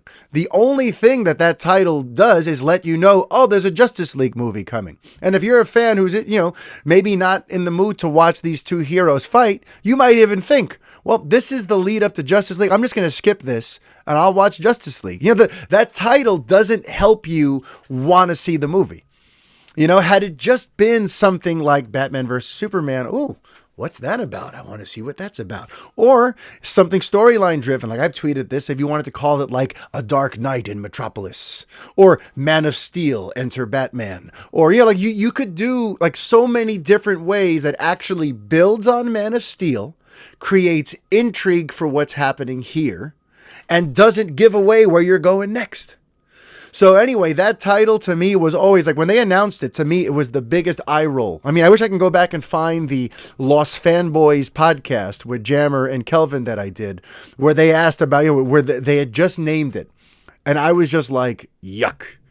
Because remember, this was during that era there where there was like Terminator, Age of Extinction, and there was lots of this like blank of blank that was big, and now we have Dawn of Justice. It just felt so like cynical. It felt like people in a boardroom just trying to come up with like, what's a title that's going to sell the most toys? And it didn't feel like anyone thought of a title that serves this story in the best way possible. And for Terrio to be throwing dirt on the title to me is just like, yeah, okay, good. It was ridiculous. But also even beyond that, he points to like how it comes off in a cynical and sort of tone deaf way, which as I just described it. But he says, I heard it and I thought it just sounds self-important and clueless in a way, tone deaf. The intention of the film was to do something interesting and dark and complex, not quite as Las Vegas bust 'em up WWE match as Batman v Superman Dawn of Justice. It just comes off like this ridiculous marketing ploy, not a movie title so much as a marketing tagline. I love that he basically points that out. And also he goes to task on the theatrical cut, which, by the way, he himself, the writer of it, calls it an incoherent misfire, the theatrical cut. And that's a big deal because, again, people forget this, and it's okay to forget it. But you got to remember, the world, by and large, the people who powered that movie to an $873 million worldwide box office back in 2016, those people didn't see the Ultimate Edition. They saw the theatrical cut, which the screenwriter is pointing out is an incoherent misfire. So just think about that for a second as you start thinking about what happened with this franchise. And the fact that BVS made it into theaters in the state that it did basically poisoned the well to where even the creatives on the project are like, yikes, what movie is this? This is not the script I turned in. This fight doesn't have any logic leading up to it. Here's what he said about it. After they cut out the half hour, Terrio says, so this house of cards that had been built in order to motivate this clash between America's two favorite heroes made no sense at all. That was what happened with Batman Superman. The movie was going to be dark. There were always going to be people who just didn't want to see that version of a comic book world, and I get that. But what hurt was the criticism that the script was not coherent. Because when I turned in the script to the studio, which they, by all accounts, were happy with, it made sense. So it's just, this needs to be pointed out. This needs to be said, and this needs to be sort of accepted now at this point, that theatrical cut of BVS did a lot of harm to the perception of what these films are and what they could be and where Snyder and Terrio wanted to go. That theatrical cut, cutting that half hour out, really, it gimped the story. And it made it into an incoherent misfire, as even Terrio himself admits. So, and again, and that's not a Snyder problem. That's a Warner Brothers problem. And that's where I go back again to a studio and I want to go, hey guys, you approved all of these films. You approved this whole arc. And before we even get the first movie out in that arc, because BVS was supposed to be the launch pad for all this stuff, before we can even get BVS into theaters, you're cutting out the half hour that helps it make a little more sense. What is the matter with you? And what Terrio says next is so like, mwah, it's a chef's kiss of an observation. Because it's something that I've been trying in vain to try and explain to people for years. And sometimes, it's easy for people to shrug me off because who am I? I'm just some schmuck in his basement recording a podcast for you. I don't work for Warner Brothers. I'm not, part of some massive entertainment media company with all of this real world experience to share with you. I'm just a guy looking at it from the outside and pointing out that doesn't make sense or that does make sense. But something that I've been pointing out for a while is this idea of like goodwill, this idea of people coming into the movie with the right sense of openness and interest in the project. And what's interesting here is Terrio seems to feel that the reason people came into theaters with an axe to grind wasn't so much because they wanted to just show up and hate on this movie, or because they're paid by Marvel, or because they have an anti-DC bias. No, he says basically the reason that they walked in was because of that crappy title, and because the movie that they were given ultimately didn't make as much sense as it could have. Here's the quote directly, though. He says, I'm actually going to use Anthony Breznican's question in this from Vanity Fair. I've been following Breznican for years. If you haven't been, he's an awesome film writer for genre films who goes back to like Entertainment Weekly and everything. He's like one of us, but he works really hard and he's really good at what he does. I guess he kind of reminds me of Stephen Colbert. Stephen Colbert could be like an Anthony Breznican one day, I think. But here we go. So Breznican says, do you feel like the title and the cuts for length made it harder for people to appreciate things that did work in Batman versus Superman? Because, and I love that question, because there are things that worked. And yet when people speak about that movie, it's always in these extremes, like it was just this dumpster fire. And here's what he had to say. He said, that's exactly right. The audience has to know that they're in good hands. The minute you lose them from a story point of view, they lose the desire to look at it generously. Once the critics decide a movie is incoherent, it's just a pile-on. Then they attack everything. So I'm going to stop right there, because that is a point that I've been making here from my garage for a very long time. This feeling of coming in and having goodwill and trust and faith that this is going to be a good time, because the audience has to trust you. The audience has to feel like I'm in the hands of a great storyteller. As soon as you start doing things that make them go, ugh, what is that? Now you have an uphill battle on your hands. Because now you have an audience member who, instead of leaning in and trying to find out what's happening, now they're leaning backwards and crossing their arms and going, I don't know about all this. And Terrio is basically describing exactly that. The audience has to know that they're in good hands. The moment that you lose them from a story point of view, they lose the desire to look at it generously. And that's the thing.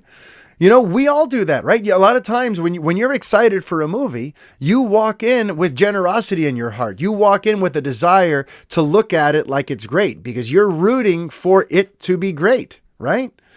And that element, I think, is an important part of all this.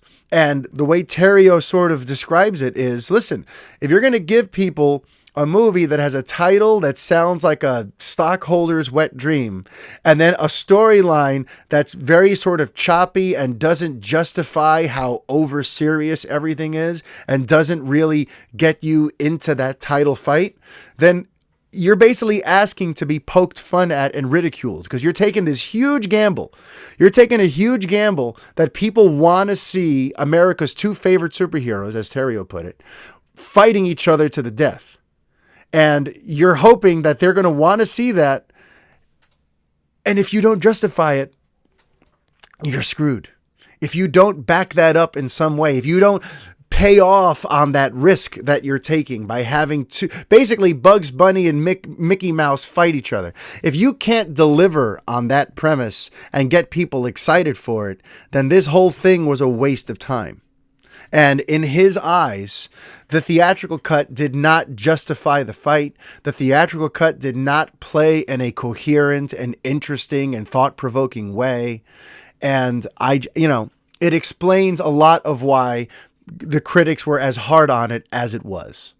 And I just think that's an interesting way to sort of approach it. And it's honestly, it's a mature way to look at it, because Terrio could have gone out there, like other people have said, and said, oh, their critics were dicks and they hated this movie before they even saw it. But instead, he's acknowledging that, like, we kind of made it hard for people to give this a chance. We made it we gave critics an uphill battle to give this film a chance. And I think it takes great maturity for anyone involved with the production to come out and say that. He also said, regarding like the pile-on and the attacks on the movie, he said that was the climate in which the film dropped. anything and everything was attacked because the reviewers questioned the motives behind the film. And to some extent, I don't blame them. The marketing promised this mindless fight movie, and any attempt to make something real or complicated was just met with anger and vitriol because the audience just didn't assume good intentions. So, very sobering, very interesting comments from him on this. And also, I love that he kind of claps back at like the darkness quotient. And he's not saying that the movie isn't dark. He actually says something here that I'm like, I'm surprised he described it that way.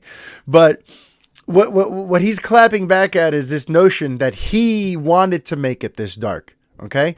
So Bresnikan asks him if he feels blamed for how sort of dark and murky BVS was.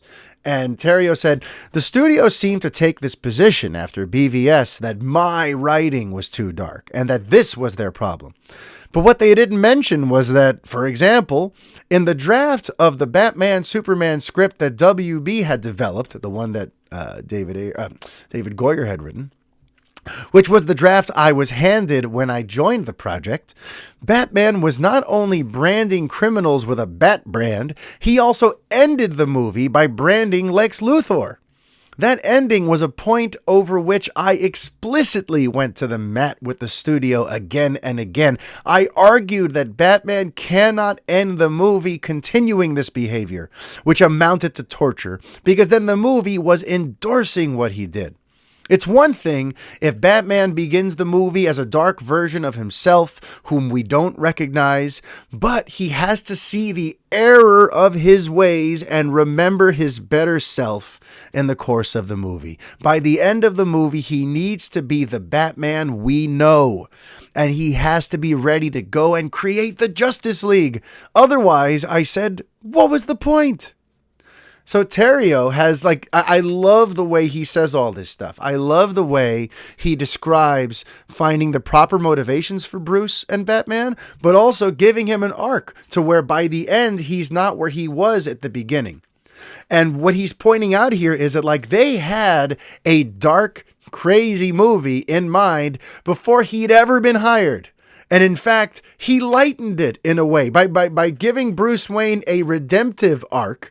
He lightened the movie compared to the movie he'd been given, where Batman is still branding people and sending them to jail even at the end of the movie after all this has gone on.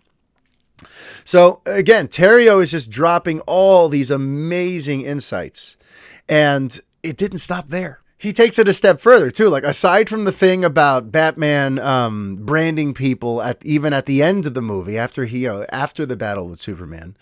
There were other examples of dark things that he fought for to tweak, to lighten. And he said, I'm the one who had been saying that we can't make a joke out of Superman raining hell upon black African Muslim characters in the desert, as Lois promises that Superman is not going to go easy on them because they punched her. So let's say there was a scene when the terrorists in that desert scene punch Lois, and she makes some sort of comment about how Superman's going to get all of them.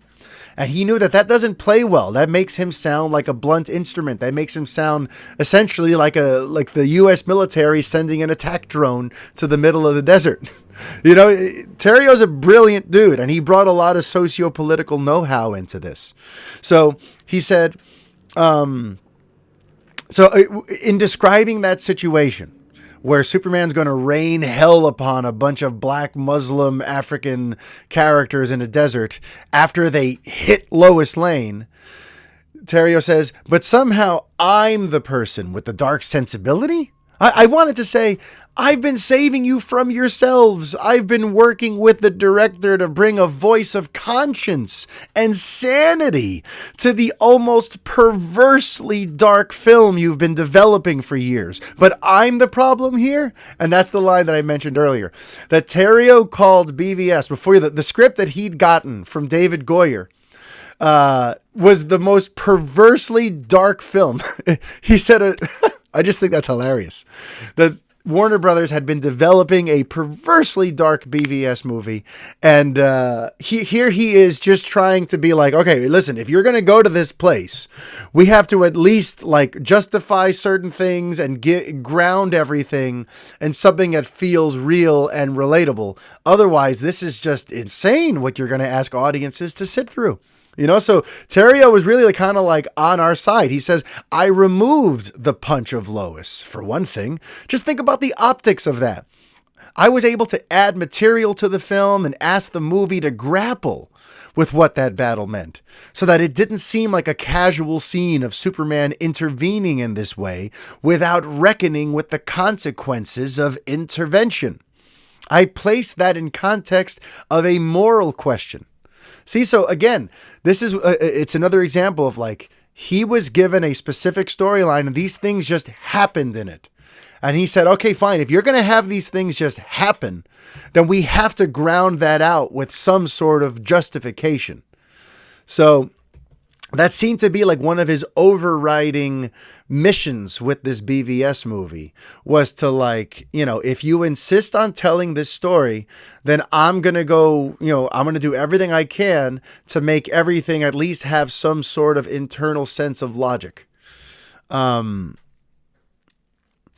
this is interesting too. He said, later, when I realized that so much of the plot was going to be cut out, I began to think, well, they didn't really want this kind of story. The last things to get cut out always are the stunt scenes and the special effects scenes because they cost so much.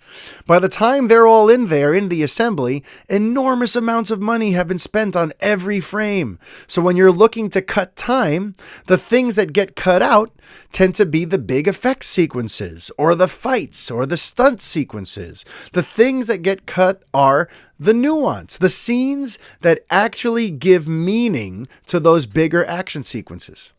I think that's a problem not only with this film, but I suppose for all tentpole films.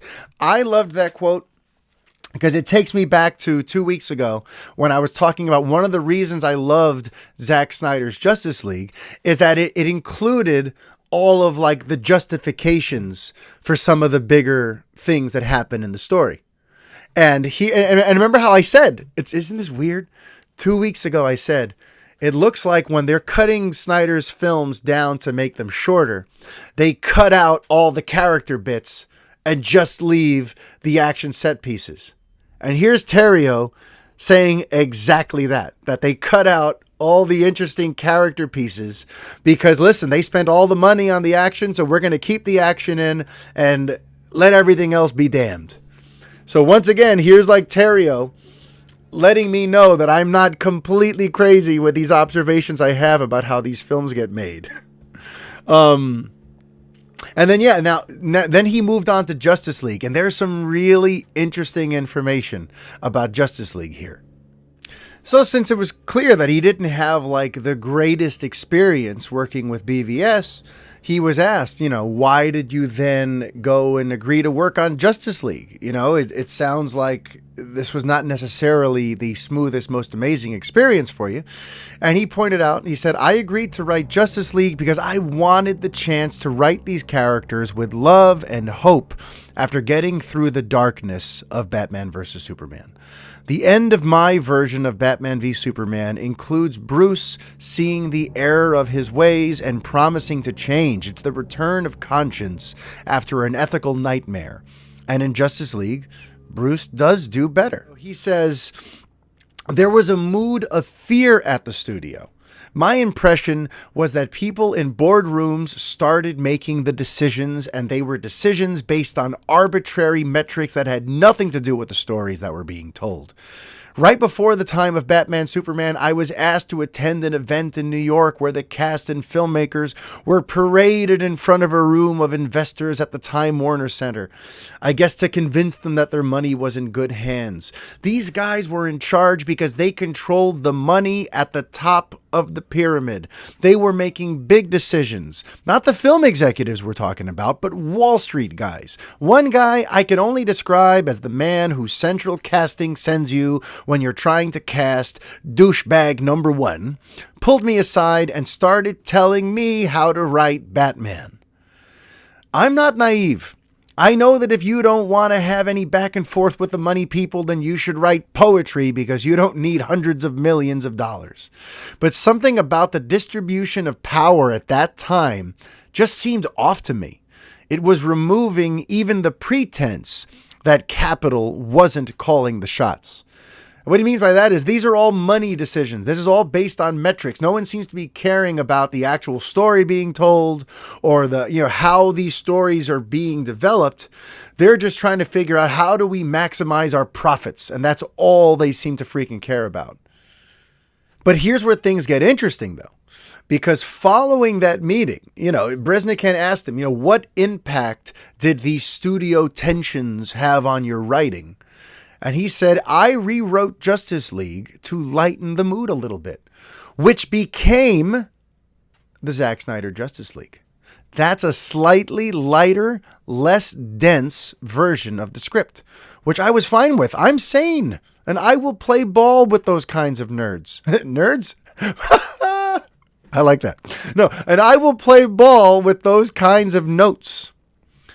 So that's interesting too, because this is the first time we're getting confirmation of exactly what script Zack Snyder used for his ZSJL. Because remember, there was an original script, there was a rewritten script, and then there was the Joss Whedon script. And it looks like ZSJL is actually not the original script, but rather the rewrite that Terrio turned in with the studio notes, which confirms feelings a lot of us have had. A lot of us have noted that this does not feel necessarily like the same creative, seed that gave us BVS. This feels like it's a little more rounded out, like there definitely was some more voices in on it in trying to round out the story to an extent. And Terrio just admitted that the ZSJL is the rewritten lighter one that incorporates the studio notes. And I think that's just a pretty important note, because figuring out exactly what version of this story would be how he made his Snyder Cut was a big question I've been asking on this show ever since they announced that the movie was coming. That question of which script. And now, according to Terrio, it is his rewritten via studio notes script that actually comprises the Snyder Cut. Another thing that he touched on here, which is just something that I've been hammering them for years from the outside, that now Terrio is revealing as the truth from within, is the lack of planning, the lack of communication about all these different projects that are now all working together and all being filmed practically simultaneously. And here, the guy who wrote BVS and Justice League doesn't even really have much of a say or any know-how as to what's happening with these other films, because it's all up in the air. There was no real grand master plan. And listen to how Terrio describes what it was like having to deal with the lack of a plan. Because he notes that the people in the office, like Kevin Tsujihara and them, they were making seemingly arbitrary decisions about when these movies would be coming out, but no one was consulting with him about how any of this stuff is going to work. So here's what he said. He says, I was not consulted on the order of the films. Even though I was the person writing Justice League, they just determined that it was going to be Batman, Superman, and then Wonder Woman, then Justice League, and then Aquaman. So there was never any thought of how the world was constructed before they issued this edict. They said, conform to this schedule. And when asked, how that made things tricky, he says, the Wonder Woman script wasn't even finished when I wrote Justice League. So I had no basis to write Wonder Woman other than Batman, Superman. Themyscira didn't even exist. I was never shown anything on the page for it. I didn't know whether people could talk underwater. That was a thing that I had to ask because I didn't know if I could do underwater scenes with Aquaman and Atlanteans. It was all just from scratch because there had been no solo character films. So here he is basically just describing the sort of frazzled nature in which he has to create all of this stuff with everything being set sort of arbitrarily, with him not even knowing the answers for where these characters are going or coming from. And doesn't this sort of explain a little bit too about why Diana's arc keeps sort of changing? How in BVS she was gone for 100 years and didn't want to help humanity. In Wonder Woman, she's been around but in quiet and always helping humanity. You know, it just shows you that Terrio, while writing it, didn't know what was going to happen with Diana. And it's just, that speaks to the level of disorganization and the lack of communication here in the departments.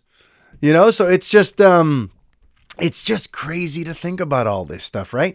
And then he adds too, with that whole like 2-hour rule that Sugihara wanted for Justice League. He says, so Justice League needed to establish 3 of the characters. It had to create a long game mythology for the DC universe. It had to resurrect Superman because he was dead at the end of the last movie. I just don't know how you could do all that in under 2 hours. Maybe the 2017 release proved that you couldn't. But honestly, hearing him just vent about that, to me, just feels like, yes, okay. So I wasn't just being mean and nitpicky when I would point out that these freaking people don't seem to have a clue, and there's no real sense of like rhyme or reason where there's a team of storytellers working on making this large-scale universe. This was all happening piecemeal and slapdash, and in order to meet arbitrary release dates set by people who have nothing to do with the storyline. So, oh man, Terrio really brought the thunder this week. And one of the last things I want to just bring about from that interview, because he was asked about what it was like with Jon Berg and Geoff Johns on set every day. Because the rumor has that there was like a mandate from Sugihara that Berg and Johns had to be there to essentially babysit Snyder. And, you know, he asked Terrio, Bresnikan asked Terrio what he thought about having Berg and Johns there as those babysitters. And he said, look, I admire Geoff as a writer of DC Comics. He's been nice to me, and it's a perfectly cordial relationship. As an executive, you get into very thorny territory when you have a person who's a writer who also is making executive decisions and sitting in the chair where on other films the writer would have been. What he's trying to say is like, you know, ordinarily with the executives, they don't really tend to have a lot of creative input. They're just kind of there to make sure that, like, you know, the car is running. Yeah, that's mainly what they're there to do. In Geoff Johns' case, it's, you know, like he says, it's a little more thorny because he actually is a creative. And he's a writer with a lot of history on all of these characters. So when he's on set, it's a slightly different animal because he's not just there to make sure things are running smoothly. He's going to have a lot of opinions about how things are going. So he acknowledges that there's a weird dynamic there when the executive that you're working with is also a creative type and a writer. And listen, that makes a lot of sense. That sounds like a very sort of odd, if not like uncomfortable work setup there. But then he does mention something that I think should not get lost in all this. He says, so I think it's miraculous that Zack shot as much of my script as he did, because I know that there was constant pressure to simplify, to change, to do whatever it is that the studio wanted, because there were rumblings that they didn't want this version. And to me, that's one of the interesting things here, because while we talk a lot about the power that was taken away from Snyder and the awful work environment that he had to be in, it should be noted that even with babysitters on set, even with Berg and Johns and their clipboards making sure that Snyder's doing everything that's going to please everybody, he still managed to shoot that almost all of Terrio's script. They still let him make the movie, or at least film the movie that he wanted to make. And I guess the idea was, you know, film this rewritten version of it. We're going to offer daily sorts of tweaks on things. And then when we get into post, We'll make the movie in post. We'll take the rewritten script. We'll take the things that we changed on the fly, and we'll find the movie in there. And then ultimately, they realize they couldn't make a salvageable movie, a salvageable 2-hour movie, I should say, out of that cut. And then that's when the whole Whedon insanity occurred. But I think we have a more sort of clear sense of what the dynamic was like in 2016 when they were filming this, when even Terrio is pointing out that it's kind of a miracle, all things considered, that Zack got to film almost all of that script, and that, in fact, is what the Snyder Cut is. So, we learned a lot this week. We finally got to hear more about Fisher's, tale of the tape, the story behind what went into this feud that he has with Warner Brothers and DC right now. We got to hear from Chris Terrio himself about what it was like to be sort of like the lead creative force on both BVS and Justice League. I mean, I guess we should say Zack Snyder, obviously, is the lead creative force. He's the director of the film. But as like his most important, arguably, his most important collaborator, as the person who put the lyrics to Zack's music, Terrio came out this week and described what it's been like to be attached to these movies for the last few years. And he shed light on the creative process. He shed light on what script was used for the Snyder Cut. He shed light on the mismanagement behind the scenes. And, it's been a blockbuster of a week for trying to break down how we got here, where we are now, and where things could go next. And I'm glad we also kind of got to talk a little bit about the first bit of numbers that we're getting for Zack Snyder's Justice League. Because again, there are more numbers that we're going to have to look at in the months to come. But for now, what we do know paints a picture of something that was moderately successful, but not like a runaway smash hit. But don't lose faith, because a moderate success is okay for something that only cost them $70 million. And they can give us a lot more for around that budget if we play our cards right and if the numbers continue to kind of be where they're at. So we'll see what happens. But hopefully you enjoyed today's very, very long form discussion on all things post Zack Snyder's Justice League, because listen, there was a ton of news this week, and it was really important for me to kind of sit here with you and go through all of it. Because on the outside, it looks like everything is insane right now. It looks like Warner Brothers is on fire, like Walter Hamada and Geoff Johns are going to get, replaced any second now because of all the angry people and pitchforks and all these exposés getting written. But if you actually read the exposés, if you read every word of what's in the Fisher interview, if you read every word of what's in the Terrio interview, honestly, not a lot has changed in the last year. We've just gotten more verification of hunches a lot of us have had for years. And we've gotten more insights and background details on things that a lot of us sort of figured out just from the years of reading all the articles and seeing all the other interviews. So really, this was a week about filling in gaps of information that us fans did not have.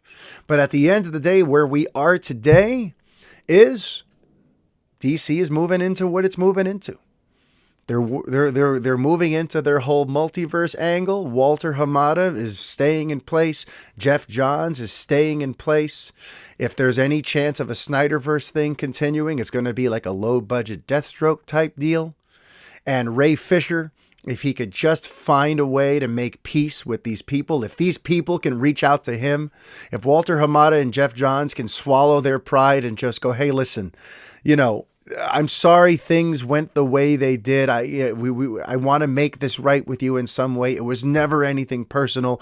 We were all just in a crazy situation trying to make heads or tails of a Justice League movie that no one was going to delay, and we were going to have 5 months to remake. We're sorry for how things went in that time. But listen, do you want to be in this Flash movie?